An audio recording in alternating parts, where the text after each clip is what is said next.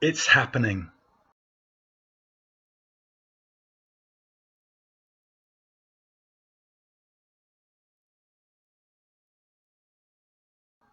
At least 80 Labour MPs have defied Sir Keir Starmer's line and signed a reasoned amendment to kill the government's planned disability cuts bill, officially known as the Universal Credit and Personal Independence Payment Bill. I'm Mike Sevier of Vox Political. Buy me a coffee or donate more than £20 and I'll give you a free book. More on that later. Subscribe to the video mailing list, like and comment on this post, and subscribe to the channel if you haven't already. But watch this first to the end because there are some things you're going to want to do.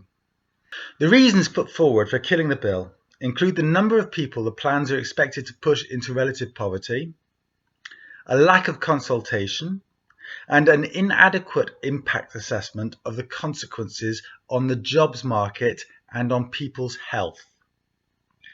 This rebellion could be enough to defeat the entire bill in Parliament, and it couldn't come soon enough. Why? Because while ministers like Liz Kendall and Rachel Reeves talk about fairness and social justice, the real impact of these so-called reforms is already known. 3.2 million families worse off. £1,720 a year average losses, some running up to £10,300. 250,000 more people in poverty, including 50,000 children. 370,000 current PIP claimants cut off entirely, and 430,000 future claimants to get less than they need. All of it done without meaningful consultation, without proper impact analysis, and without moral justification.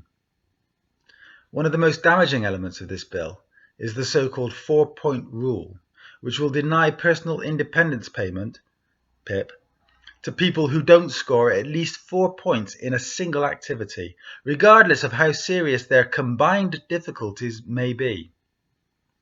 People who need help dressing, washing, using the toilet, preparing food, people who might currently get the highest rate of PIP, will be told they no longer qualify. Why? Because their needs are spread across categories instead of clustered neatly into one. This isn't welfare reform. It's an administrative trick designed to exclude people on paper while claiming the system is being modernized. Citizens Advice has warned that 1.3 million current PIP claimants are at risk under this rule, nearly half of all those receiving daily living support. Ministers keep repeating that these cuts will be offset by investment in employment support, but they fail to mention PIP is not a work-related benefit. It exists to cover the additional costs of living with a disability. 1 in 4 people on PIP are already in work, using its financial support to stay employed. Many of those who aren't working are severely ill or disabled, and pushing them harder will not create jobs, it will create hardship. As the Pathways to Poverty report makes clear, the assumption that lost benefits can simply be replaced by wages is a fantasy for many claimants. In many cases, even full-time work would leave them worse off than they are now. Let's be blunt. If only 80 Labour MPs have signed the amendment so far, it likely means Starmer and Reeves have persuaded or bullied the rest into submission.